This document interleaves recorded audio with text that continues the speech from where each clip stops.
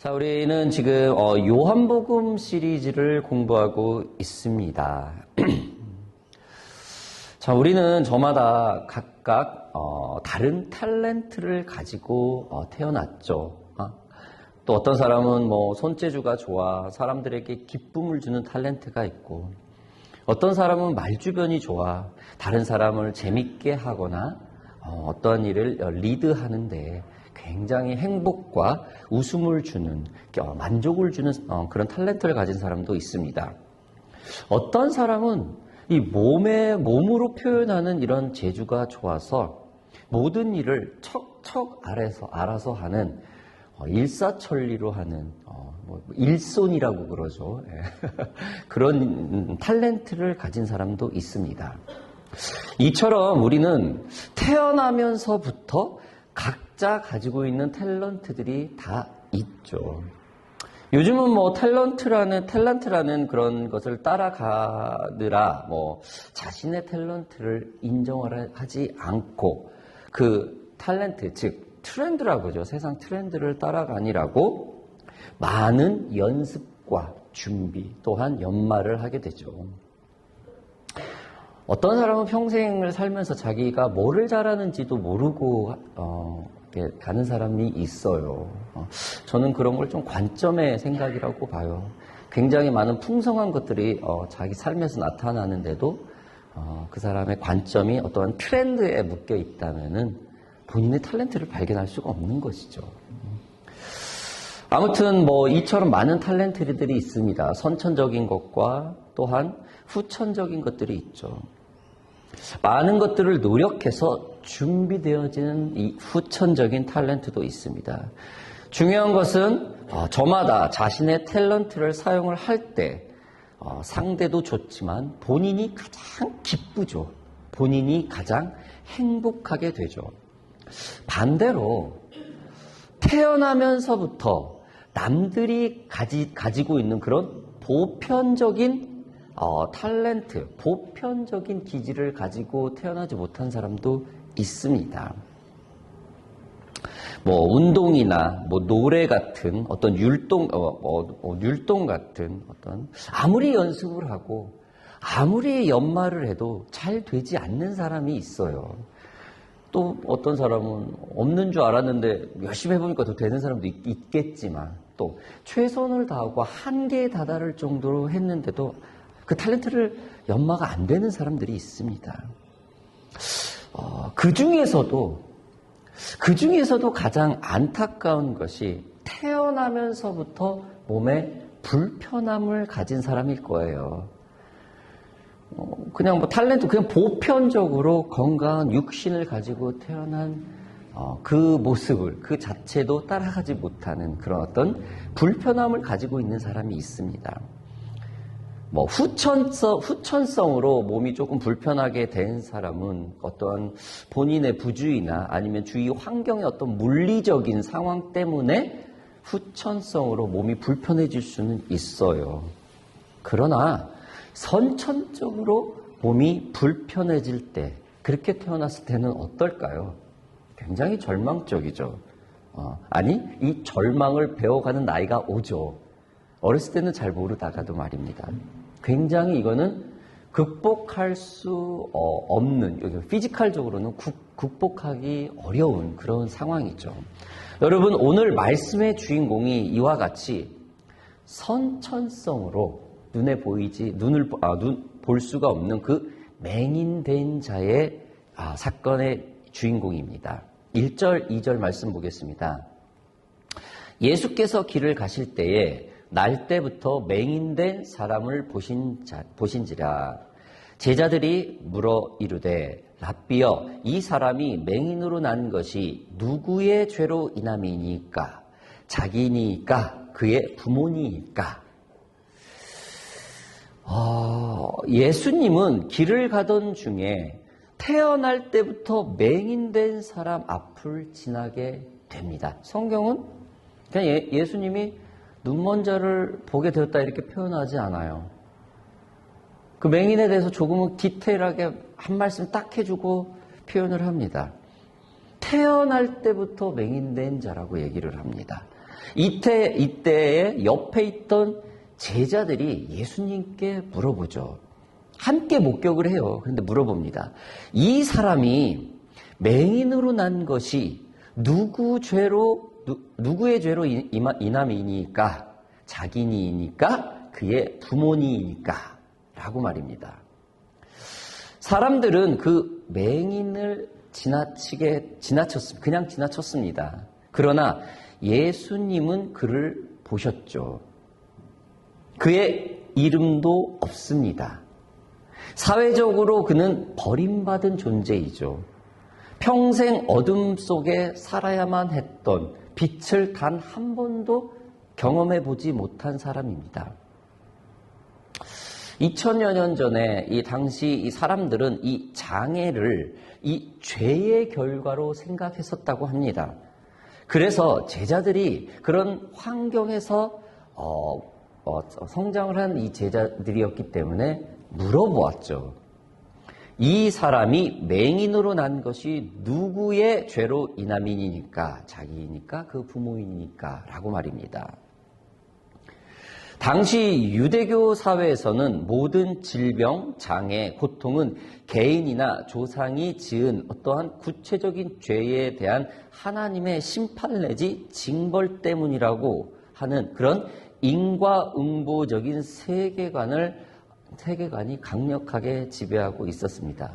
여러분, 여기서 예수님께 질문하는 이 제자들은 사도, 12사도들을 의미하는 게 아니라 그에 따르고 있는 그 제자들입니다. 그 무리들입니다. 그 중에는 예수님을 12사도들처럼 철저하게 신뢰하고 믿고 있는 사람도 있었지만은 예수님은 믿되 아직 그 유대 간섭에 벗어나지 못한 그냥 반 믿고 반은 안 믿고 그런 사람이 있죠. 그런 사람들이었습니다. 아무튼 굉장히 솔직한 질문을 해요. 따라서 제자들은 맹인의 이 고통을 보며 이 고난이 왜 왔는가? 라는 본질적인 질문의 의문 대신에 뭐라고요? 누가 원인을 제공했는가? 라고 정죄의 시선으로 질문을 하고 있어요.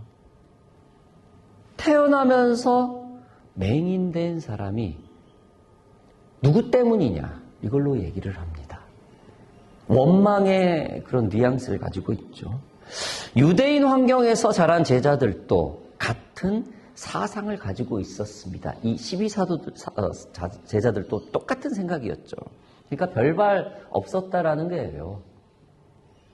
주님을 경험하고 측근해서 모셨던 12사도들이나 지금 이렇게 질문을 하는 제자화 되고 있는 이 유대인들이나 거의 비슷했다라는 겁니다. 아무튼 이 유대인 환경에서 자란 제자들도 같은 사상을 가지고 있었다는 사실입니다. 그래서 나면서부터 이 맹인된 자의 원인이 무엇인가, 혹 부모의 죄 때문인가 라고 지금 질문을 하고 있는 겁니다. 유대인들은 아직도 이 메시아가 오지 않았다며 예수를 부정하고 있었죠. 왜냐하면 구세주가 오셔서 세상을 이미 심판을 하고 사탄을 이겼는데 이 세상은 여전히 병마와 배고픔에 굶주리고 시달리고 있기 때문에 온전한 메시아가 오지 않았다고 생각을 해요.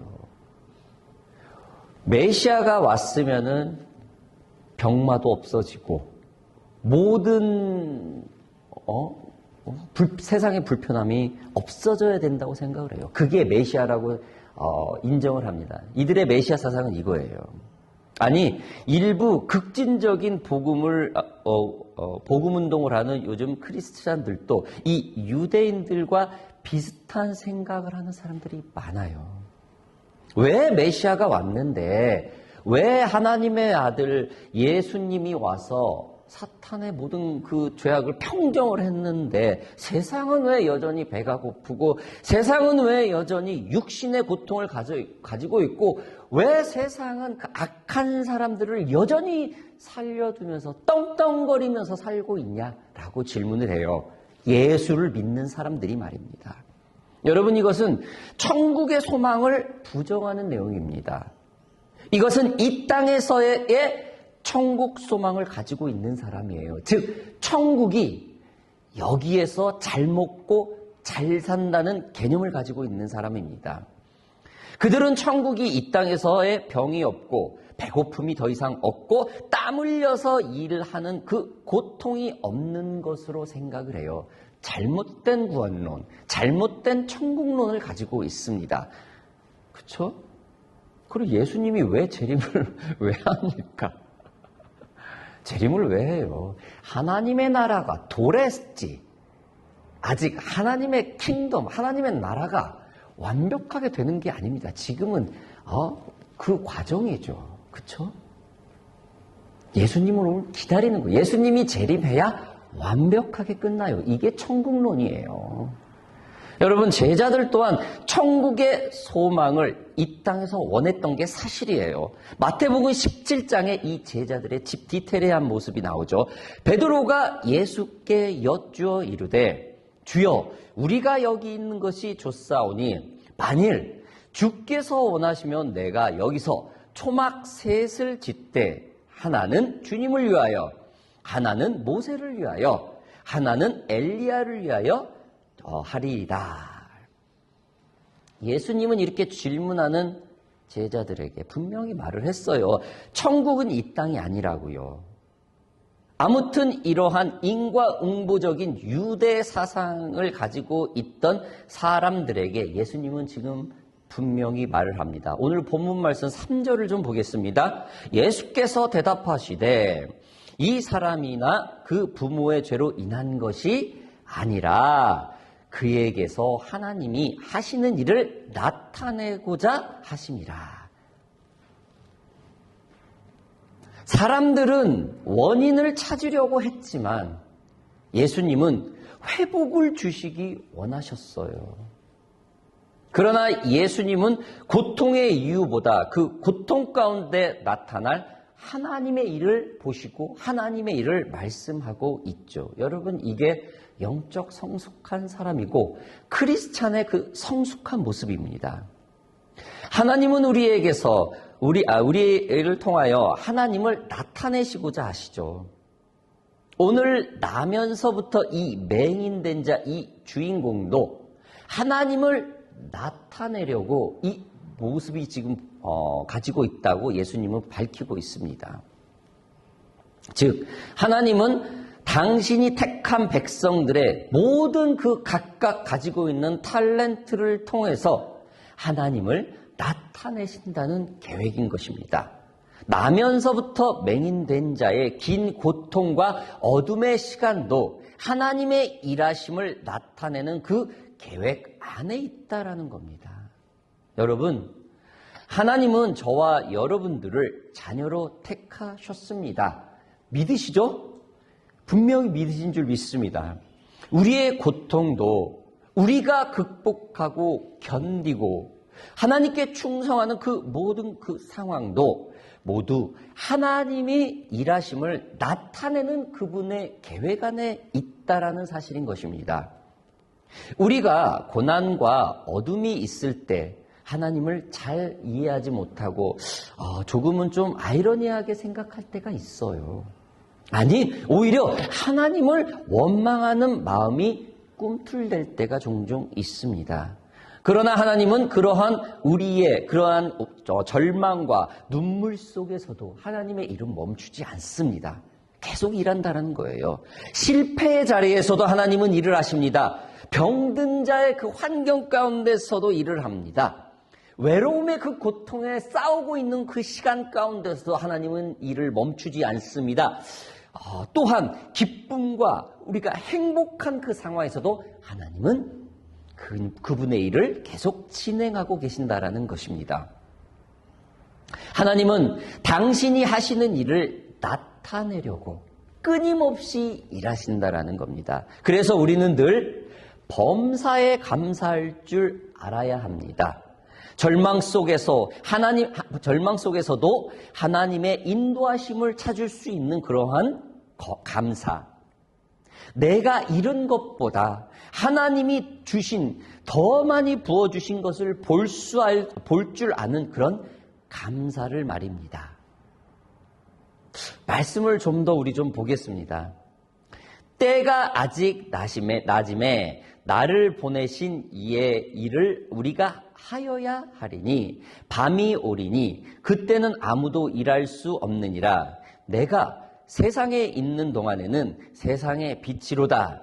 이 말씀을 하시고 땅에 침을 뱉어 진흙을 이겨 그의 눈에 바르시고 이르시되 실로암 못에 가서 씻으라 하시니 실로암은 번역하면 보냄을 받았다는 뜻이라. 이에 가서 씻고 밝은 눈으로 왔더라. 예수님은 예수님의 방법과 때에 일하시죠. 예수님은 말씀으로도 이 맹인된 자를 고칠 수 있었어요. 말 한마디로, 그쵸? 눈을 뜰지어다. 그걸로 모든 게 해결될 수 있었어요. 왜 굳이 진흙을 비비셔서 그 눈에 바르시고 실로암에 가서 씻으라, 이 행동을 주셨을까요? 여러분, 왜 굳이 진흙을 사용을 하셨을까요? 여러분, 인과응보적인 세계관을 가지고 있던 그 유대인들 이 사이에 이들에게 하나님께서 예수님께서 무언가를 나타내고자 했던 거예요. 이 맹인된 자를 고치면서까지 하나님을 나타내고 싶었던 겁니다. 복음을 전하고 싶었던 거예요. 여러분, 진흙이라는 것은 이 사람의 눈으로 보면은 굉장히 초라하고 보잘것없고 어쩌면은 굉장히 우리가 늘 깨끗이 이렇게 털어버려야 하는 그런 굉장히 좀 귀한 존재 가치로 여기지 가지고 있는 게 사실입니다. 그러나 예수님의 손에 붙들리면 어떻게 됩니까? 이 진흙이 치유의 도구가 돼요. 예수님은 때때로 우리가 이해할 수 없는 방법으로 일하십니다. 작은 사건을 통해 평범하고도 흔한 것들을 사용하는 것을 통해서 또한 예상치 못한 환경을 통해서 역사하십니다. 여러분, 성경에서 흙이라는 것은 뭡니까?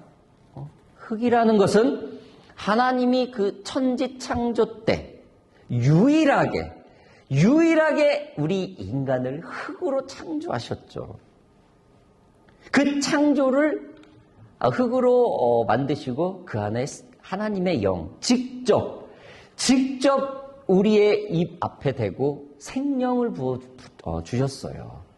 이게 흙의 개념입니다.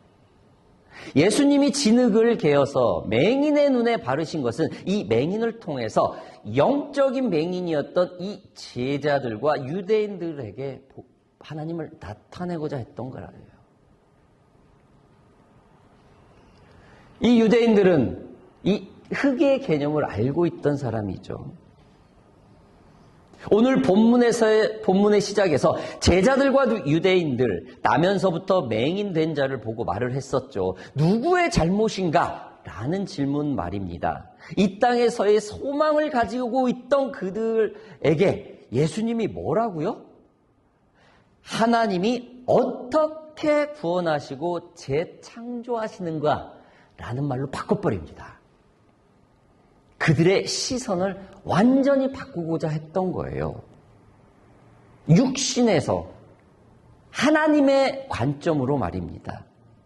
우리 인생의 이 진흙 같은 순간도 주님의 손 안에 있으면은 은혜가 통로가 됩니다. 하루하루가 숨이 컥컥 막힐 때가 있고 어쩔 때는 굉장히 많은 오해와 구설수를 받을 때도 있어요.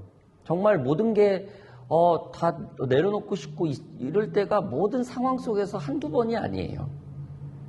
그러나 하나님은 그런 상황 속에서도 하나님을 나타낼 수 있고 하나님의 관점으로 바뀌기를 원하시고 있는 겁니다. 여러분, 순종할 때 그런 눈이 띄어집니다. 그리고 마지막 말씀 뭐라고요? 예수님 뭐라고 합니까? 실로암 못에 가서 씻으라라고 말을 합니다. 맹인은 제자들과 유대인들이 보는 앞에서 예수님의 말씀에 순종을 해요. 나면서부터 도대체 이 사람의 누구 때문에 이런 일이 벌어졌냐라고 이렇게 이 맹인의 그 모습, 평생 앞을 보지 못하는 것에는 관심이 없어요. 이 영혼의 불쌍함에 영혼을 구원하고자 하는, 영혼을 회복시키고자 하는 것은 관심이 없어요. 이 사람이 왜? 그냥 볼거리죠. 그들의 그냥 배울거리로만 생각을 해요. 주님은 그거를 관파하시고 이 인과응보적인 세계관을 가지고 있던 사람들에게 어떻게 말을 합니까? 그리고 이 맹인은 어떻게 지금 행동을 합니까? 말도 안 되는 진흙을 개어서 했는데 순종을 해요. 아무 말도 않고 순종을 해요. 이번 주에 우리 김인중 전사님 성경 공부 때 말씀을 하신 것도 있었고, 우리 한나 집사님들 말씀하시는 것도 있었고, 그렇죠? 딱 꽂히는 거가 아무 말도 없이 순종을 했대요. 참 대단하죠. 굉장히 예수님을 따르는 어떤 막 영성이 높은 사람들도 이렇게 하지 못했어요. 질문을 했거든요. 예수님이 먼저 맹인된 자를 봤는데 예수님이 하는 것을 따라가서 순종할 생각은 하지 않고 질문을 해버렸어요. 그런데 이 맹인이 순종을 해요. 여러분, 기적은 순종의 자리에서 일어납니다. 우리의 상황이 이해되지 않아도 하나님께 순종을 할 때, 여러분, 이게 크리스찬의 내공이죠. 우리가 생각했던 결과가 보이지 않아도 순종을 할 때, 말씀으로 배우고 다짐했던 그 믿음으로 한 걸음 한 걸음 내디딜 때 하나님이 역사하십니다. 맹인이 눈을 뜨기 전에 제자들과 유대인들은 얼마나 많은 의심을 했을까요? 눈으로 아예 흙을 개어서 눈을 비비고 실로암으로 가라. 저도 실로암 연못 한번 성지순 때 가봤었는데 상당히 거리가 밑으로 많이 들어가 있어요. 맹인으로서 제가 보기엔 들어갔다 나오는데 최하 한두 시간은 걸렸을 거예요. 누구 부축을 받았어도. 그 맹인이 씻고 나올 때 얼마나 이 눈 뜨고 있는 제자들과 유대인들이 의심이 많았겠습니까? 그렇죠? 그런데 맹인이 그 순종을 하고 뭐라고 하죠? 오늘 마지막 말씀 후반부를 좀 볼까요? 이웃 사람들과 전에 그가 거린인 것을 보았던 사람들이 이르되 이는 앉아서 구걸하던 자가 아니냐, 어떤 사람은 그 사람이라 하며 어떤 사람은 아니라 그와 비슷하다 하거늘 자기 말은 내가 그라하니 그가 묻되 그러면 내 눈이 어떻게 떠졌느냐. 이러한 사람들에게 나면서부터 맹인된 자가 뭐라고 말을 하죠? 11절 마지막 말씀 보겠습니다. 대답하되 예수라 하는 그 사람이 진흙을 이겨 내 눈에 바르고 나더러 실로암에 가서 씻으라 하기에 가서 씻었더니 보게 되었노라. 아멘. 아주 기본적인 얘기죠. 지금 제자들이랑 유대 뭐라고 물어봤죠? 이 사람이 지금 그 사람 맹인된 사람 맞냐? 뭐라고 표현을 해요? 거린했다는 사람이라고 얘기를 해요. 이 사람이 그 사람 맹인지 아닌지도 지금 구분이 돼. 왜? 자세히 보지도 않았어요. 분명히 본인들이 물어봤음에도 불구하고 이 사람이 맞아? 아니다. 아니야. 비슷한 사람일 거야. 부정을 해요. 눈을 떴다 하니까 부정을 해요. 아니야. 그 눈 멀었던 사람이 아니라 다른 병에 걸려서 지금 깨끗해서 온 사람, 이런 뜻인 거예요. 그런데 이 맹인은 뭐라고 하죠? 보태지도 않고 빼지도 않아요. 예수님이 시켜서 한 거 그대로 말을 합니다. 여러분, 변화된 삶은 그냥 보편적인 간증이 이렇게 강력해집니다. 예수를 믿는 사람은 이러한 보편적인 간증이 역사가 됩니다. 본이 됩니다. 매일매일 성경을 읽은 사람들은 하나님의 말씀에 순종할 수밖에 없어요. 그것이 또한 삶의 간증이 될 수밖에 없습니다. 세상에 선한 영향력을 가질 수밖에 없습니다. 여러분, 지금 하나님의 제자들이 이 맹인에게 도전을 받아요. 여러분, 이 맹인은 누굽니까? 예수를 구주로 받아들인 사람도 아닙니다. 예수 그리스도를 믿지 않는 사람입니다. 예수 그리스도가 누군지도 모르는 사람이에요. 그냥 예수 그리스도께서 찾아왔는데 그에게 말을 했는데 그대로 순종하면서 지켰을 뿐입니다. 순종했을 뿐이에요. 저와 여러분들이 예수님을 직접 찾아간 사람은 없죠. 만세 전부터 예수님이 우리를 택정을 하고 우리를 부르셨죠. 우리는 이러한 맹인처럼 순종하는 사람이 되어야 될 것입니다. 오늘 마지막으로 우리 마지막 구절 하나 좀 띄워줄까요? 제가 오늘 메시지 제가 안 했나요? 그 전에 안 했습니까? 됐습니다. 괜찮습니다. 제가 이걸 빼먹은 것 같아요. 제자들의 질문은 이랬죠. 접근이 누구의 잘못인가? 에서 예수님은 뭐라고요? 하나님은 어떻게 구원하고 창조했냐? 이걸로 바꿔요. 저와 여러분들이 누구에게서가 아니고 하나님이 어떻게로 이렇게 질문할 수 있는 저와 여러분들이 되기를 주님의 이름으로 축복합니다. 함께 기도하겠습니다. 아버지 하나님 감사합니다.